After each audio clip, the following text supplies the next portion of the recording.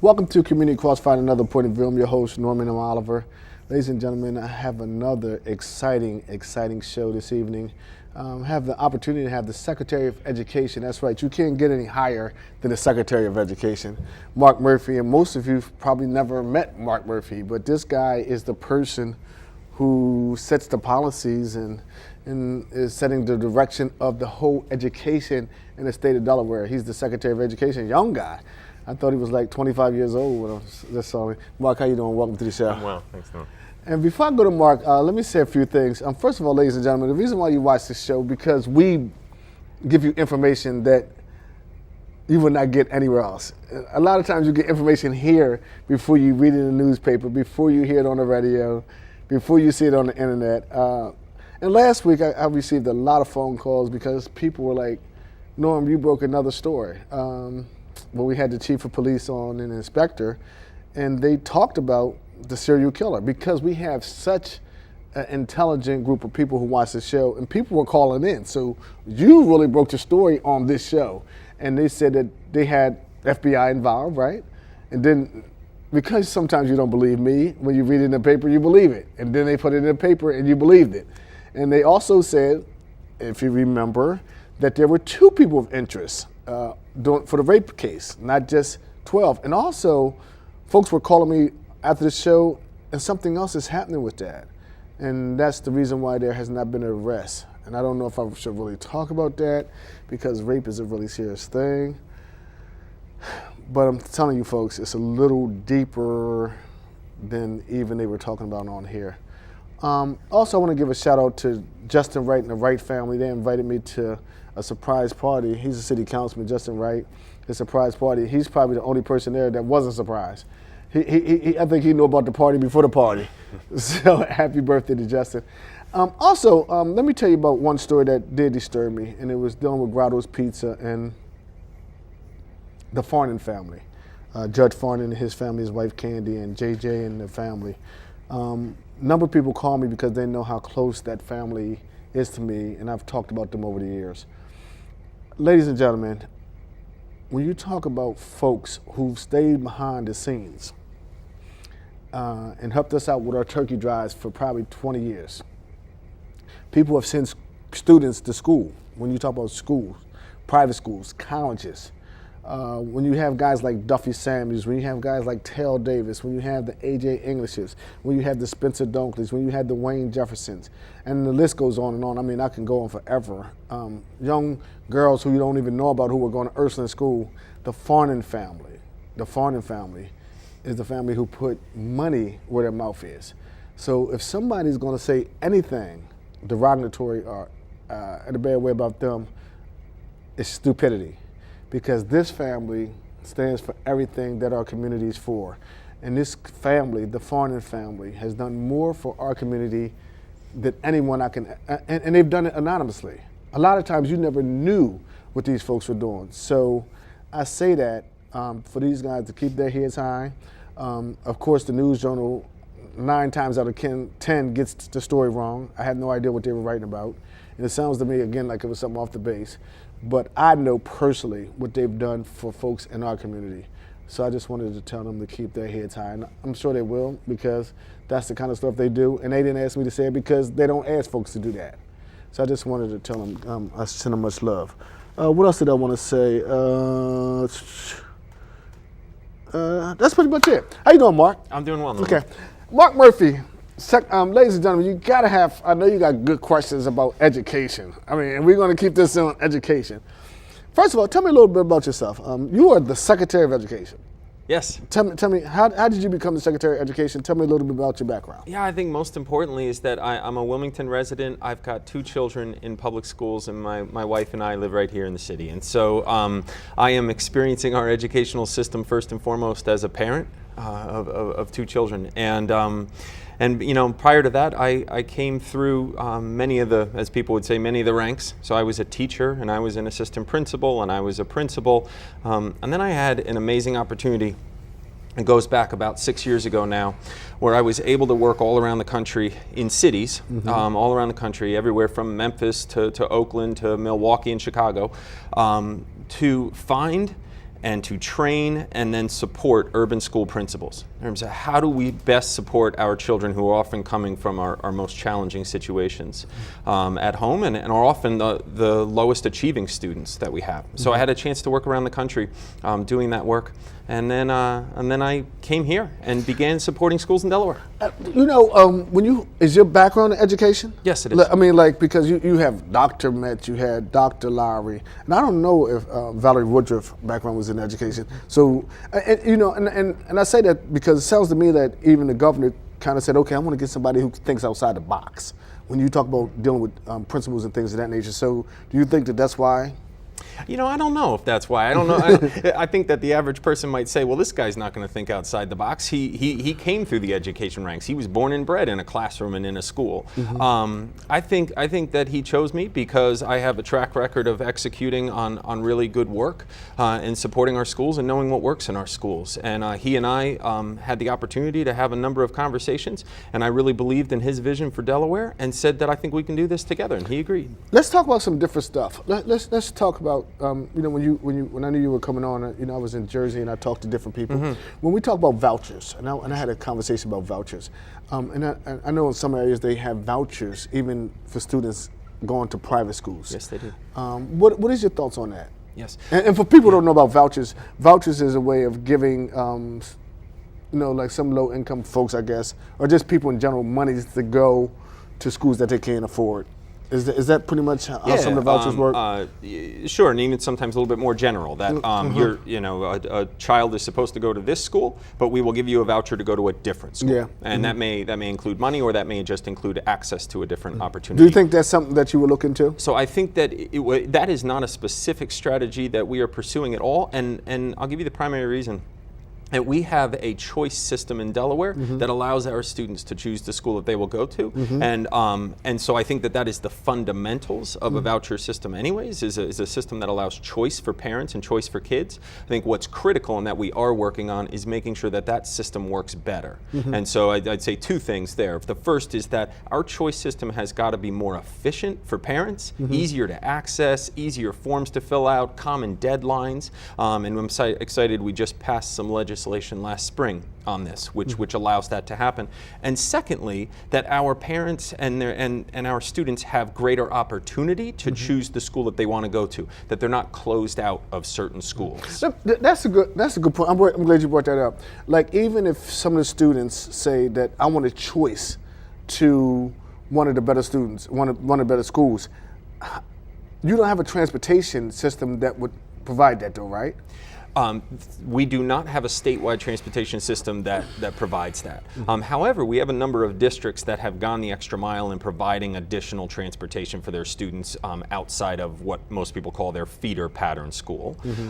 So we have districts who have been putting money towards that effort. But no, we do not have a statewide system that would, for example, transport a child from Middletown, Delaware to Newcastle County, northern Newcastle County into a school.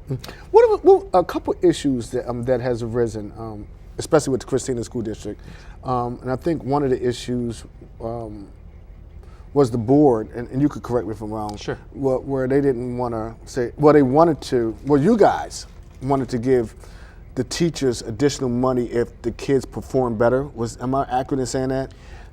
What was that all about? Yes. So what that was all about is making sure that our best teachers are with our students who need them the most. So what we know from the research super clearly is that the most important factor for a child is the quality of the teacher with that child. And one of the efforts through Race to the Top in the last number of years has been to say, how do we make sure that our best teachers are with those students that need them most? And so as the districts made their plans 3 years ago with Race to the Top, Christina District said, we need better teachers with our students, and we need to make sure that especially the students who need them most, who are struggling the most, have access to that. And so they named it as a strategy. And so over the last couple of years, they have not been executing on that strategy. And that strategy would be ensuring that our students who struggle the most have those best teachers. And so the state made a program. We created a program with teacher feedback, with district feedback, to provide that opportunity. And what that opportunity is to say that let's look at who our best teachers are, our teachers who are providing the most amount of academic gains for their kids. And then let's reward those teachers with additional responsibilities and additional money so that they will stay with the most challenging students or go to the most challenging students. So they were, in essence, retention bonuses was the money part of it, or attraction bonuses, ability to attract to a school that's very challenging. That's interesting. That's interesting. But how do you measure that? How do you know? You know, because God, I'm glad I didn't even have this on things to talk about.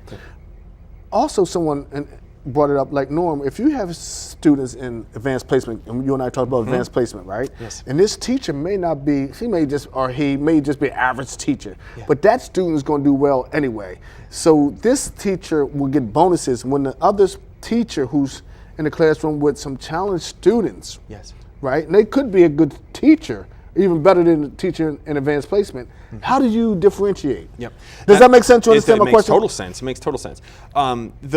The simple answer is that we don't look at just one thing to differentiate teachers in terms of their skill level. So there are 5 different areas we're looking at when we're looking at the quality of a teacher. And those things range from how well does that person plan lessons, to how well does the person create a great environment for their kids, how well does that person teach, and how well does that person drive student achievement gains with their children. And in that area of the academic gains, like you said, an AP class versus a state test, right? We are looking at multiple measures for every single teacher. So there's no teacher in the state right now who is only judged on one test or one assessment. All teachers have multiple assessments, including the AP teacher. So we would look at least 2 ways of measuring the growth of the children, and it's the growth of those specific children, not of other kids. So if a teacher has a class that's higher performing to begin with, then we set goals based on where those children start. Right? And if a teacher has students who start lower, we set goals based on where those children start. Okay. Ladies and gentlemen, if you just tuned in, we have Mark Murphy, who's the Secretary of Education. This is a serious discussion. So when we do open the lines, if you don't have a serious question, I'd rather you just listen to people who have a serious question, because education is really serious in our community. Let me ask you another question, Mark. Sure. I'm going to ask you a few different questions. When we talk about expulsion and suspensions, especially among African American men, there seems to be some disparity. And I know Jay Street, who's been an advocate for a long time and has helped me out tremendously, taking it to the federal court. Is there anything in place at the state level where you guys monitor it, or do the federal government monitor you guys? Or do you see that when it comes across your desk? Do you see it? And is there anything that you guys are doing to work on? I guess that would be my question. Yes. Okay. Absolutely. So you're correct. There are disparities that we have seen, and we've seen it for years and years. This is nothing new. And you've called out the example of African American boys are often suspended and expelled at larger rates than white boys. Right? And you can see these differences in most schools. So yes, that's absolutely correct. Are we monitoring it? Do we care about it? Absolutely. So we have a system in our state where our schools are entering in all of this information about what the student did wrong, about what the consequences are, what the follow-up is, and we have those systems to track that information, and we're constantly looking at that to not only make sure from a state perspective that the information has been entered correctly, because that's important to make sure we get accurate data, but then to follow up with schools and especially when they're struggling in certain areas. If we take bullying, for example, bullying has been a hot topic in the last couple of years, and we've seen that nationally and seen that here in Delaware. And so we have an entire effort going on in the state right now from multiple people working on how do we equip our teachers, our administrators, and most importantly our students with the skills that they need to deal with the bullying so that it doesn't result in the suspensions and the expulsions that wind up coming down the road. Okay. Another thing, there's big money into No Child Left Behind. And we were fortunate to be one of the recipients of SES No Child Left Behind grant, right? The Race to the Top money. Yes. And No Child Left Behind. Where are we at with that, and why did we opt out of some of the federal government guidelines? Sure. So Am I accurate? you're mixing together I'm a mixing couple together. of things, I'm mixing but that's together a all couple right. of things. Let's Because I jump around. Sure. Let's clean it up a little bit. So we received the Race to the Top grant for $119 million. Okay, and that was to in essence, drive our entire educational system forward. Everything from great teachers and leaders to higher standards and better curriculum. All of that stuff. We also received $50 million from the federal government for what a lot of people call baby Race to the Top. And what that meant was that was money geared towards serving children ages birth to 5. So we now have a set of money that is serving our youngest children and another grant serving our K through 12th grade children. And all of that money is under an umbrella of Race to the Top. Okay, so we've got that work going on right now, and we are entering our final year of that grant period, although we'll likely pursue an extension of that grant, but basically the last year. And that's the heart and soul of what you're talking about. And we are towards our last year, and we have a set of goals, and we have a whole bunch of work products. And that, to your last question, that was part of the challenges that we had with the Christina School District. You know, that's an awful lot of money. Yes, it is. You pretty much just said about $200 million. Right. When you if you add everything, a little bit less, my math is not that good. You know, I only went to Newark High School, but I think Delaware State helped me out a little bit better. Do you think we've gotten a bang for our buck for that monies? And I ask you that because one of my gripes have always been, for instance, we get a group from out of New Jersey, and I look at the way they teach their teacher performance, and they're coming in here getting that money to teach our teachers to perform, and I'm like, wow, that sounds kind of weird and retarded to me. I think that we have some folks here in the state that could do just as good a job. I don't know. I mean, just off the top of my head. And if you look at some of the reports, if we look at some of our education reports, we're in the middle to low in the pack for that kind of money. Do you think that we should be doing better? And what's some of your plans? So we should absolutely be doing better, because at the end of the day, all of these numbers, this middle of the pack kind of numbers, are children. And these are children in our system. And at the end of the day, what we are trying to drive is more of our children being successful, more of our children moving on beyond high school and being successful. And to let's paint a reality right now so we can then jump off from that reality. The reality is that out of 100 ninth graders that we start with in Delaware, 37 of them graduate from high school on time and go on to college. Okay. 37. And then 30 of that original 100 reach the second year of college. Right? So I think you told me your son is headed into his second year. So out of Delaware, if I take 100 ninth graders, only 30 of them will make it to that second year of college 6 years later. Wow. Right? And we know right now that about 1 out of 5 of our students is performing at a level at the end of high school where they are ready to be successful in college. Right? Those are difficult numbers to stomach, because those are children behind those numbers, and that's the lives of those children about whether they move on and they're successful in careers and in college. That being said, we have seen some significant momentum in Delaware in the last couple of years. Not only, we've seen qualitative momentum, so our teachers are showing better work, they are working together more, they're using data better, they're using better materials to teach kids. We're seeing that in all of our schools, a lot due to this $119 million. Okay. And we are seeing some gains in student achievement as well. This past year, for example, more of our students in middle and high school reached advanced levels of proficiency on the state test than ever before. And so we are seeing gains not only with our lowest performing students, but we're also seeing with those middle students who really need to perform at higher levels. Okay. Again, ladies and gentlemen, if you just tuned in, we have Mark Murphy, the Secretary of Education. Most of you probably never met this guy, never heard of him, but that's why you tune in to Community Crossfire, because you're going to hear this person and meet the people who are in charge when you tune into our show. Let me ask you a question, Mark. What is your opinion on charter schools, and where's the state going with that? Yes, charter schools are public schools, and they serve our children, right? And we have over 20 charter schools in this state, right? And these are public school children who are attending these schools, and that means that they are a part of the system that I have had the privilege of leading. And so I am a supporter of charter schools. They serve our children. However, the charter school environment and the charter school law has needed some updating, and we just got finished with a significant update to that law this past legislative session. And so I think very simply what I'm excited about is that law allows us to have stricter and higher expectations for our charter schools, right?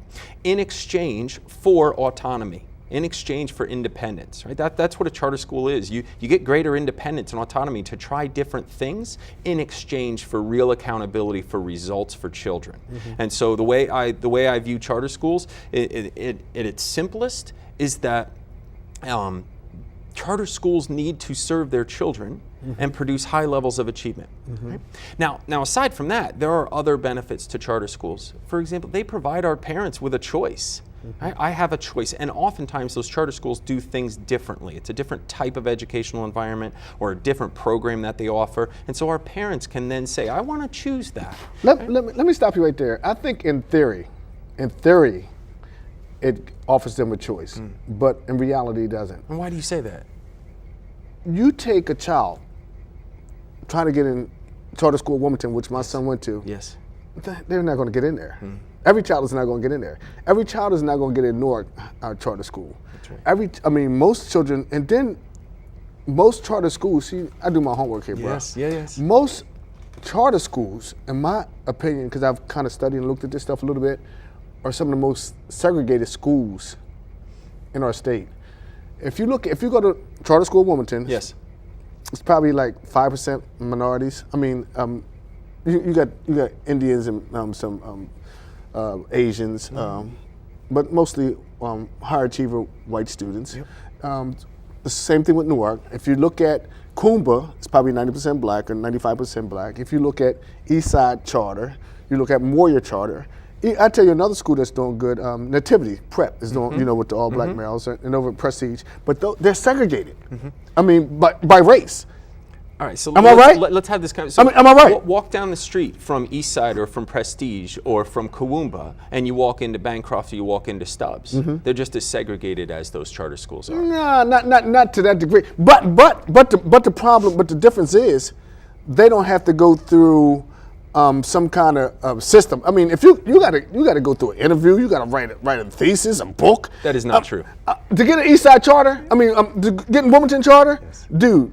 So let's take this. Mark, I don't want to call you dude. Right. Mark, to get in, if a student wanted to get in Wilmington Charter School, and I'm not beating them up because my son got a great education there, you got to go through an interview. You got to write like a report or whatever you got to write. They got to look at your whole history. They're taking the cream of the crop. So they're not doing that at Bancroft, Newark High School, Bayer School. So the challenge is a little different. Are you saying that they're not? I would not say that they're not. Every school is they different. They got a wait list. Is different. So let me name the two big points here. The two big points that I would make on this is that Wilmington Charter is different than most other charter schools. Right. And so in a system that has more than 20 charter schools, it's important to recognize that. Right, that you're calling out the exception to the rule in most cases. But the second point that very validly that you're making is around what most people are calling enrollment preferences. In other words, what do you gotta do to get into this school, whatever school it is? And there is a task force starting this month on this topic. So as we came out of the choice legislation last session, and the charter school legislation, there was a task force that was fired up. It will start this month, and it will deal with this exact topic. What does it take to access a certain school? Right? And I think that's an incredibly challenging and important question for our families and for our educational system about whether or not children should have barriers to getting into certain schools. And a friend of mine said, I'm going off on a tangent, letting Mark talk, but the reason why I went off on it like that, because I think Wilmington Charter School, by every report, is one of the best in the nation. So if they can achieve at that level, I'm hoping that other schools can. Yes. So if they can follow that model. So I think that every student should get an opportunity to get like a private school education for free. So Butch, I'm not really going off on a tangent. When we talk about different languages like Mandarin, or if we take about Asian, people may not know Mandarin. Do you see us offering that in like the elementary schools? I'm glad you asked. I asked all the good questions. You know that this is going on. I know. Yes. Of course I know. So what's we going on. have 1,000 children in our state this year who are learning 2 languages in kindergarten and first grade, spending half their day learning in Chinese and half their day learning in English. That's in some of our schools. And the other schools that are doing this are spending half the day in Spanish and half the day in English. And we had about 300 students last year in the state who were taking part in this effort. This is the governor's initiative for dual language. And this year we're up to 1,000 students, and our trajectory is to get to 10,000 students. So we're talking about 6, 7, 8-year-old children who are spending half their day learning in another language. And here's the result. The result is that these children will be fluent in these other languages by 8th grade, fluent to the level of passing an advanced placement level course, or be totally proficient in that language by the end of middle school. Now picture you've got a 13-year-old child who's totally proficient in 2 languages and now can go on in high school and learn a 3rd, or go on and do higher level work in the 2nd language. It's really amazing. I think that's good. See, I do let you talk, but I also need to let people know that I do some homework. Let's talk about the SEEDS program, where a student goes to Del Tech, yes, and get an education, then they could go get a 4-year degree at University of Delaware. Tell me a little bit about SEEDS. I'm glad you brought this up too. I'm storming, man. Yeah. I told you, I do I do some studying. No, I'm joking. Go ahead. It's funny you bring this up because on Friday, I was talking with some people from Stand By Me, Delaware, and a lot of the work that they're doing is around how do we support our children in getting into school. And in fact, they have a partnership with the Christina School District right now, and they gave me a bunch of their brochures. I handed one to my son this weekend, and the brochures are step by step how a parent helps their child to get into college, how you see them through, what the exact things are during the junior year, what the exact things are during the senior year. It's a fantastic booklet for our parents. It's Stand By Me Delaware. And you can Google it, it'll come up as the first thing. And in that booklet, it talks about this SEED scholarship.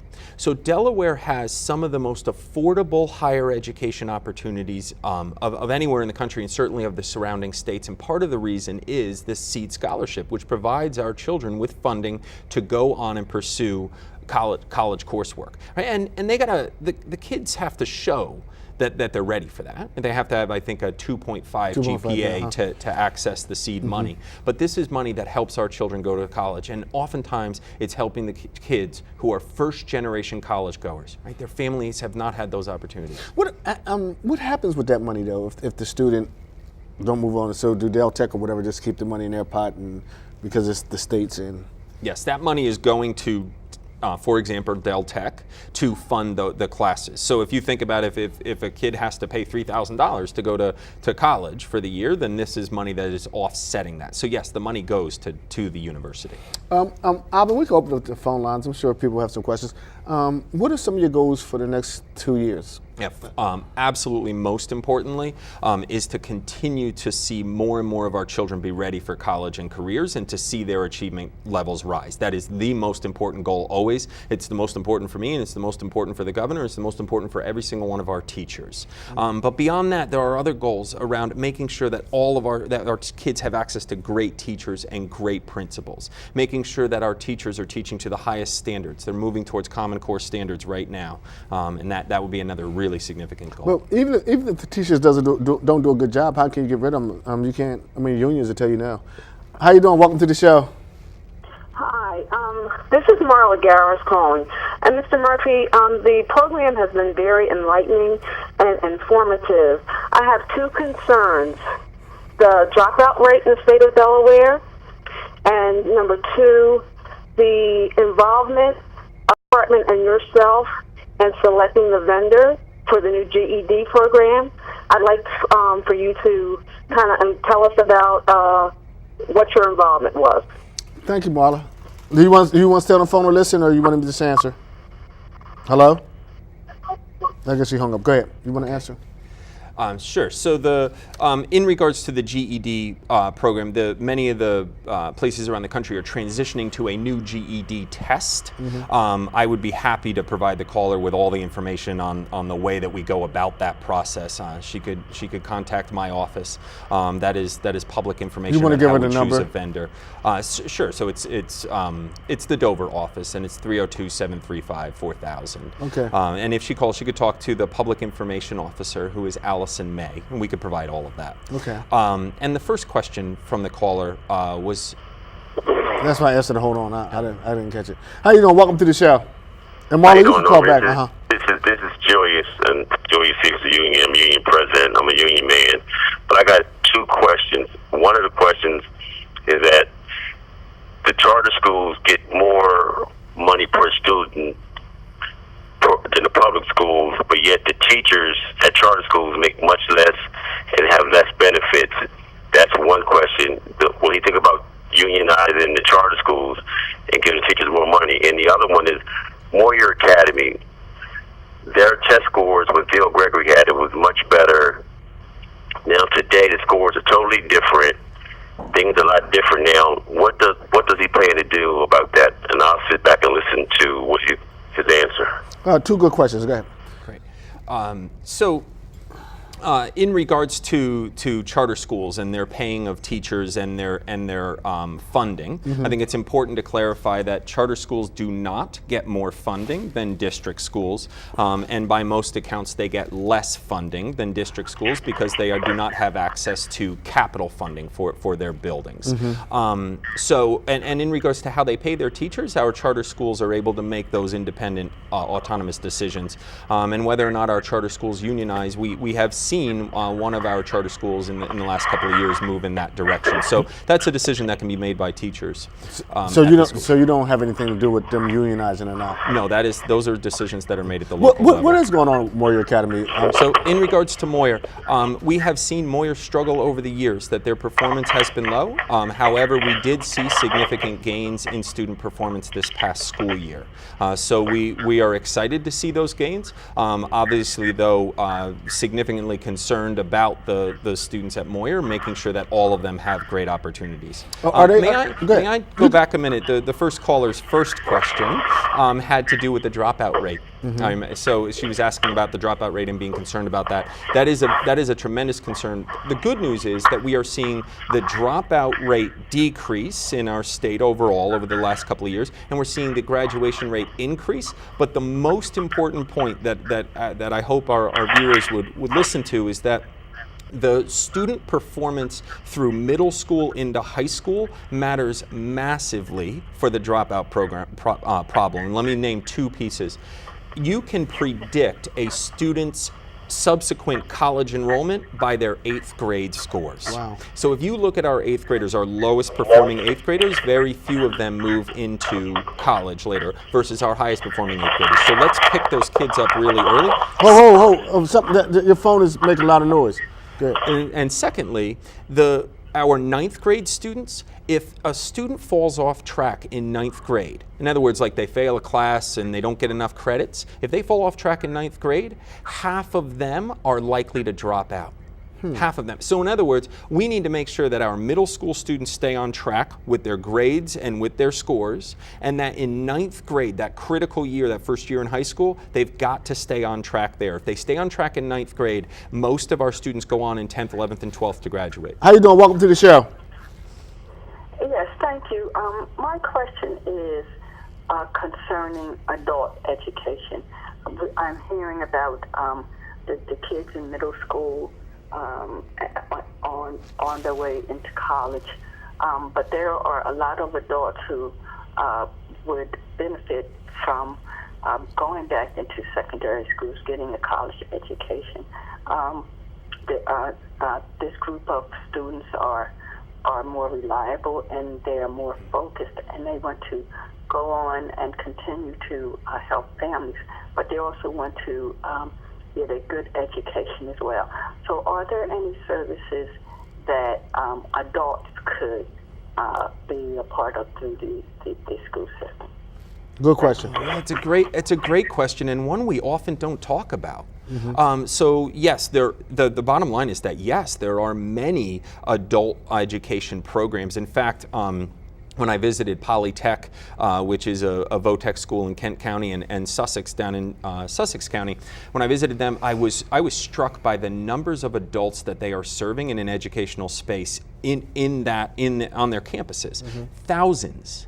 They're serving thousands of adults in various educational opportunities on their settings. So we do lead a lot of adult education, everything from skills training in a specific area through to adults who have struggled that first time and didn't get a high school diploma. They can come back and work on that. And we have a department, an area on my team that leads that. And Maureen Whalen is the lead for us. If the caller would like to contact her for some more information. That's good.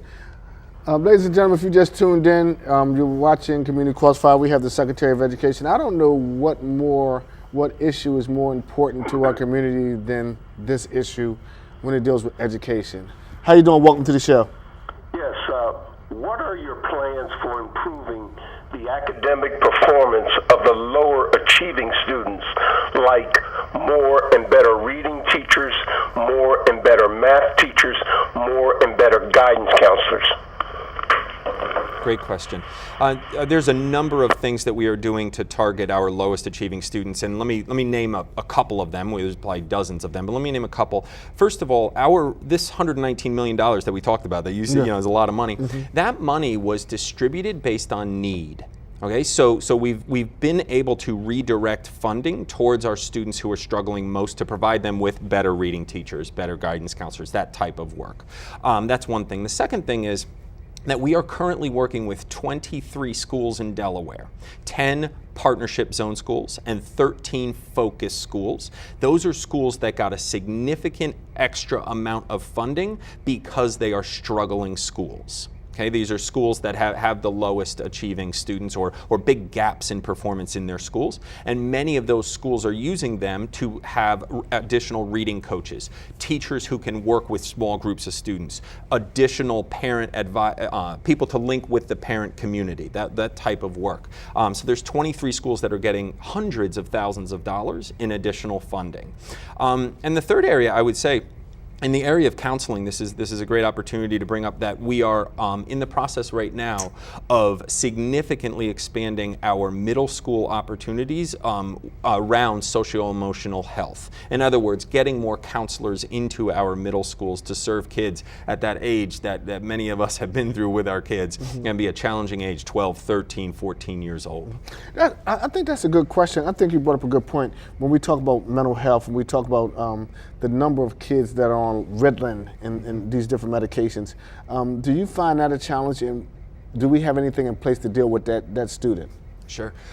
So we have seen over the last couple of decades, for example, the Ritalin or drugs like that usage go up significantly. And we've certainly seen, I think in the last couple of decades, an increase in the number of emotional challenges that our children are bringing to school, which is why we just had this significant increase in the number of people who are serving our middle school students in that area.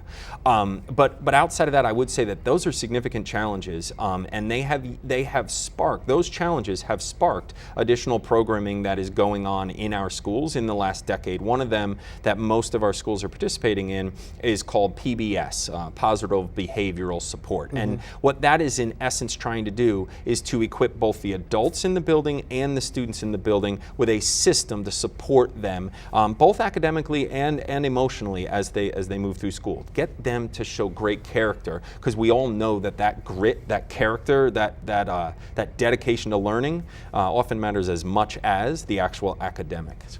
When we talk about some of the schools, the higher achieving schools, yes, and I'm sure you have the data to say, okay, this school is doing well, that school is doing well, yes, or these teachers doing well, or this curriculum is doing well.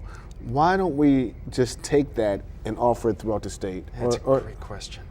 That's a great question, I think it's a very complex question. So to validate what you said, it's incredibly important for our parents and our communities to know that there are schools right now in Delaware doing phenomenal things for kids and achieving at phenomenal levels. You mentioned Coomba before. This is one of these schools.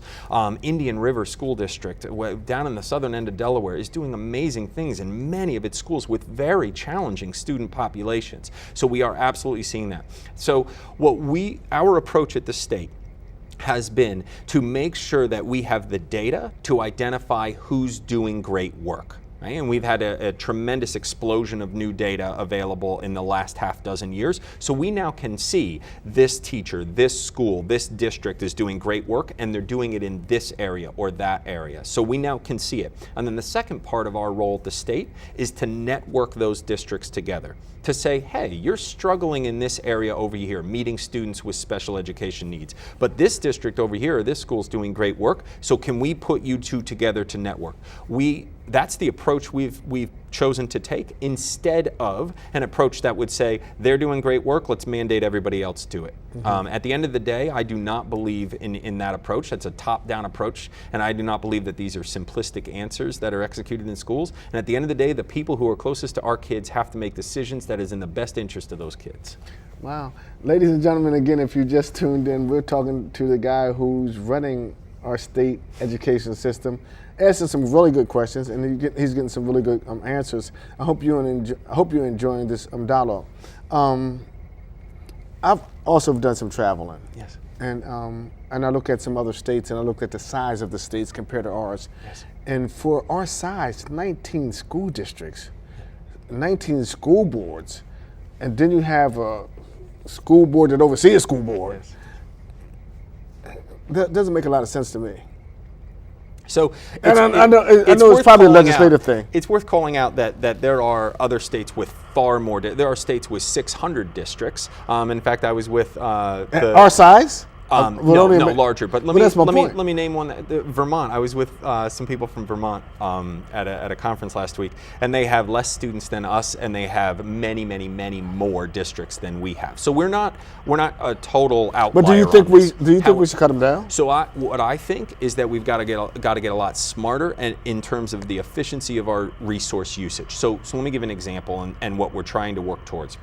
We are trying to actively work towards our districts sharing services when that makes sense. So, for example, if we have a small district with 3 or 4 schools, and we have another small district with 3 or 4 schools, why are they not sharing human resource type services, right? And those types of services. So we are working to actively get our districts to share services. We're not currently actively working to consolidate our districts. You know what was one of my concerns, exactly what you said, but sometimes some of the state's rules or regulations, state board was different than one of the local school boards, was different than the federal guidelines. So It was totally confusing. Totally agree, which it's a great point. And so there's 2 things we're doing on that front that I should name. The first is that last year we went through our regulations and said, which of these things don't make sense? And we went out and sought public opinion on this and opinion from our districts and said, which regulations do we have that don't make sense or aren't aligned? Number 1. Number 2, we have told all of our district superintendents, we said, if there are regulations that are getting in your way of driving great things for kids, you want to serve your children better, and this regulation is getting in your way, let's name it and let's see if we can work together to clear the path. So we kind of joked with our superintendents, we are open for business if there's something getting in your way. How you doing? Welcome to the show. Yes, I have a question for Mr. Murphy. I just want to know if education is a basic constitutional right. Do you think that Wall Street should have a role in investing in charter schools as a for-profit entity? Thank you. Oh, that's a good question. Hold up. I want you to follow up on that. Go ahead, Mark. Yeah. So the bottom line is that in education, we receive funding from lots of different sources. And so if there are sources, whether they're private entities or the federal government, right, that is funding that we can use to meet the needs of our students. I think what is critically important and has gotten a fair amount of national debate in the last few years is this idea that our Wall Street groups or our private groups or our foundations are money towards education for only certain things. In other words, they drive the agenda. That's been the complaint. In Delaware, that is not how we operate. We operate under a set of goals and a set of strategies, and if we have a private funder who wants to come and help us do that work, help serve our children, then we will gladly accept those resources. But we will not allow outside people to drive the agenda for our communities. Did that answer your question? Because that was I never thought that was a good question. Not really. Just because when you hear about what happened to the teachers in Chicago being replaced by teachers from the Foundation Teach for America who had less than 20 days of teaching experience, it seems like the sentiment is to decrease the wages of teachers and to get rid of tenure to hire teachers that have less experience to make more profit.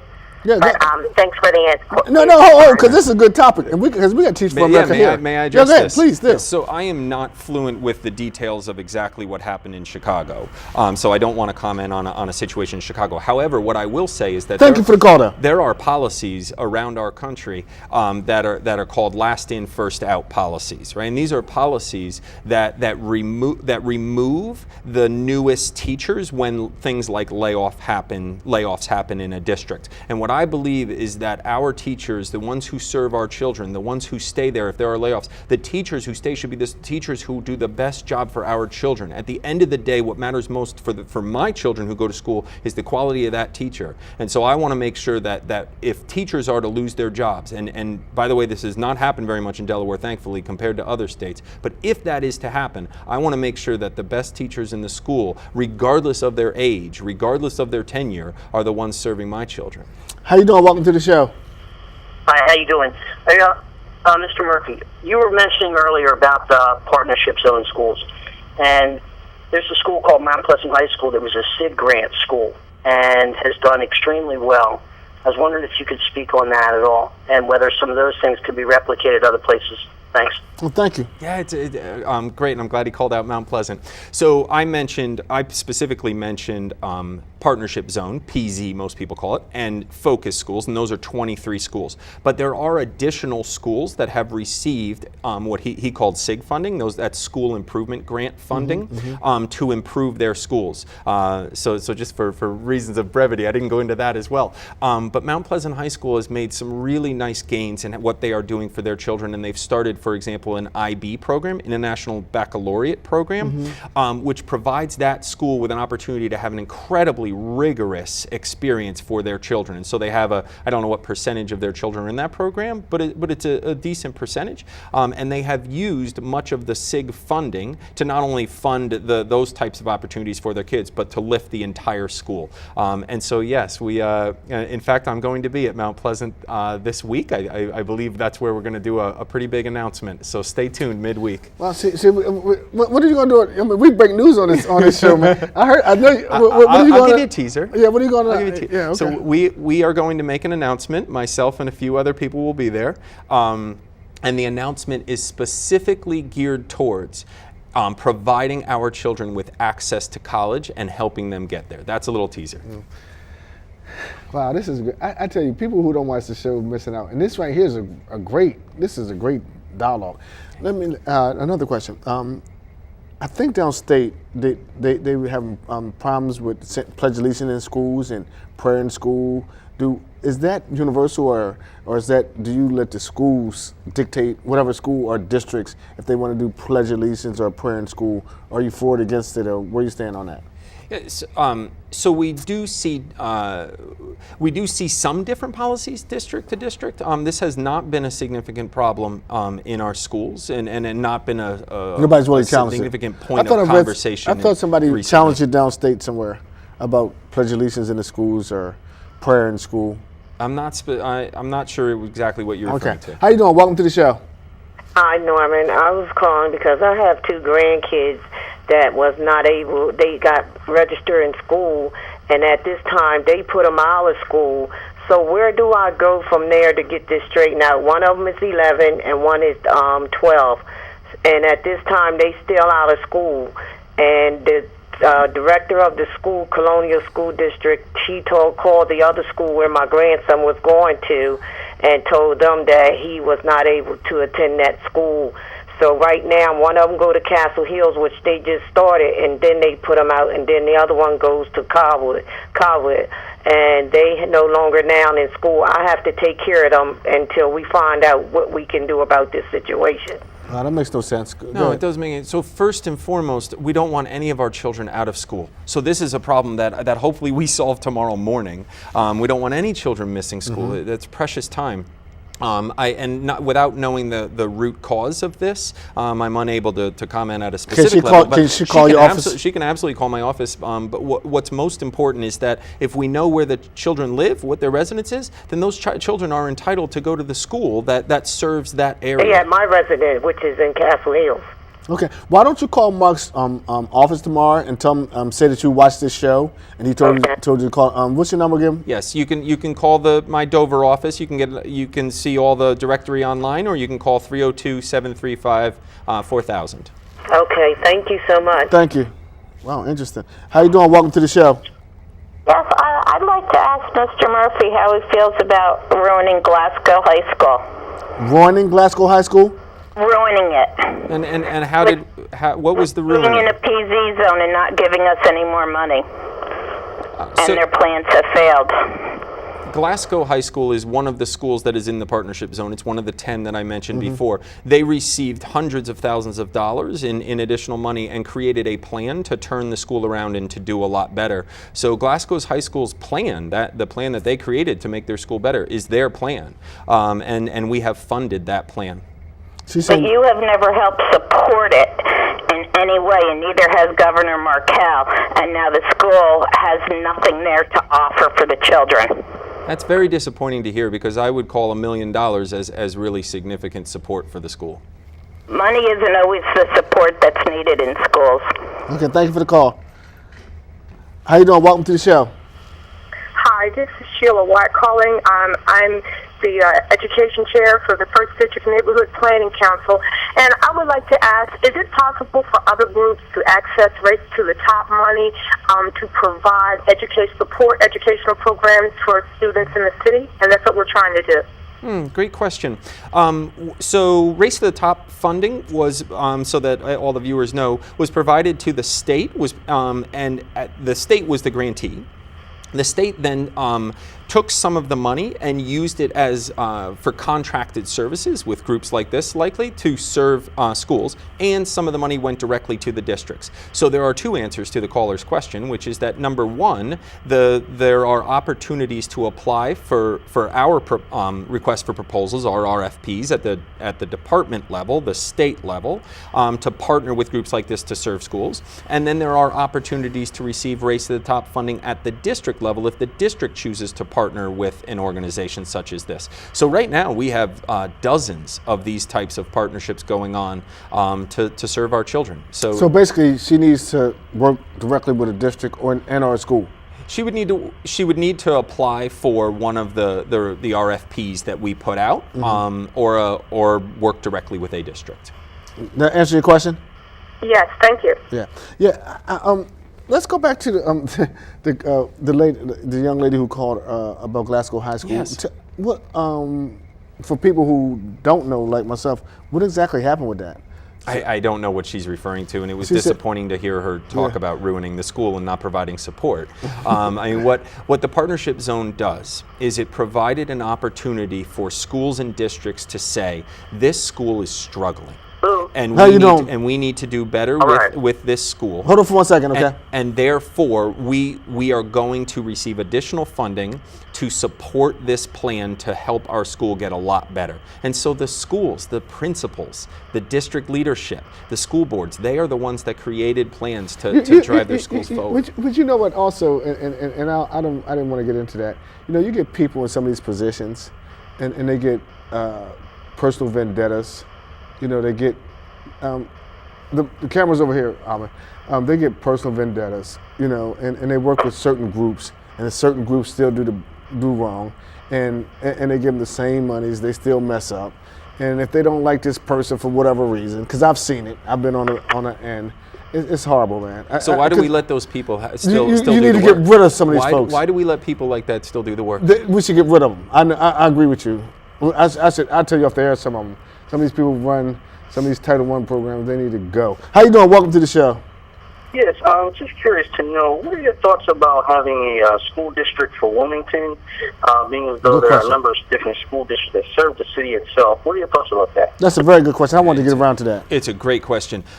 So I would not sit here today and advocate for a certain approach to Wilmington, and then there have been many approaches put forward, and a city school district would be one of them. However, what I would say is that having 4 districts all serve the city of Wilmington, I think is quite a challenge. It's a challenge for our families, it's a challenge for our communities to have the city divided up by four districts. However, more importantly than that is that every single one of our schools is an opportunity to serve children. And so regardless of a district structure and regardless of whether there's 1 district or 4, we still have many schools in our cities, and each one of those schools can be excellent in and of themselves. And so I look forward, right now I am constantly supporting the districts and the charter schools in our city to really provide support for their kids. And I look forward to further conversations on that, not only with the governor and the legislature, but obviously with the citizens of Wilmington. Okay. Let me give Mr. Moffitt a quick shout out. Mr. Herman Moffitt, who works at Nora Enterprises in my office. We will be starting free tutoring at Nora Enterprises, 1213 B Street, Wilmington, and our phone number is 302-655-8250, 302-655-8250. That's Nora Enterprises. As for Mr. Herman Moffitt, free hot food. After tutoring, we serve some food. Mr. Moffitt also provides transportation for the students, and also provides transportation to students here who go to church. He takes them to church on Wednesdays and Fridays. And also, speaking of charter school, the Charter School of Wilmington will be volunteering at our agency, and that's 1213 B Street.